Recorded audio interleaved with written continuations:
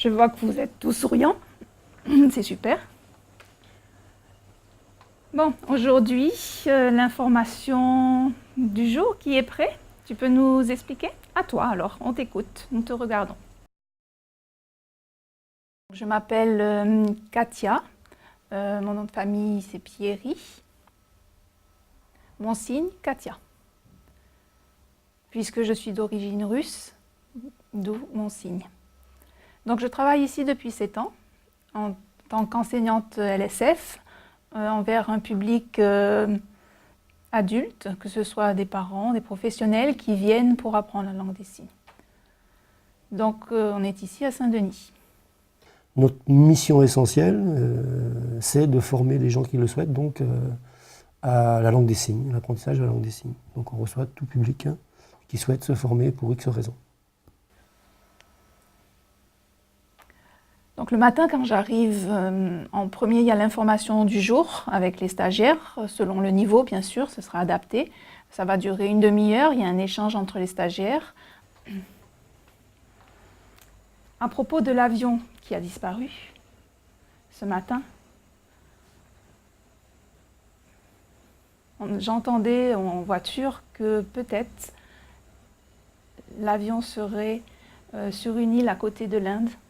Ensuite, il y a un moment de révision où on revoit tous les cours qui ont été vus depuis le début de la semaine.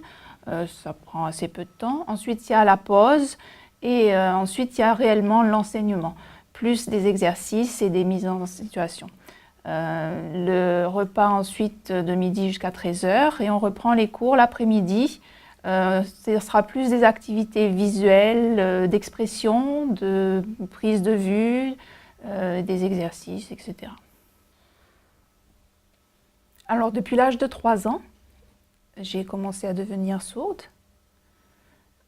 jusqu'à aujourd'hui. Alors, bien sûr, au début, j'en percevais encore des sons et puis au fur et à mesure, je suis devenue complètement sourde. Alors à l'IREF, Katia, elle a un rôle très important puisque c'est elle qui est chargée des cours en fait, en collaboration avec sa collègue. Mais donc c'est elle qui est en charge et qui est le prof de langue des signes de l'IREF. Donc Katia elle a été recrutée d'abord pour ses compétences de formatrice, d'enseignante de langue des signes. Ça a été le premier motif de recrutement. Ensuite, évidemment, pour notre association, elle est catégoriée comme travailleur handicapé. Et donc à ce titre-là, évidemment, on bénéficie aussi de tout le dispositif qui est prévu par la loi pour l'embauche de ces personnels. Et donc elle fait partie, en effet, donc, des 6% obligatoires que la loi impose aux structures de plus de 20 salariés. Envers les personnes sourdes et malentendantes en recherche de travail, c'est vrai que le premier conseil que je peux leur donner, c'est d'avoir confiance en eux, une estime de soi, parce qu'on sait que on pense toujours que parce qu'on n'est pas entendant, on ne peut pas être embauché, mais on est capable, il faut essayer, il faut réussir à obtenir ce que l'on veut. Et même si ça prend du temps, 1 an, 2 ans, 3 ans, peu importe, il faut la patience pour avoir les résultats. On ne peut pas gravir les échelons sans se battre, il faut avoir confiance en soi. Et les sourds sont capables, ça c'est un principe, on peut réussir, on peut continuer.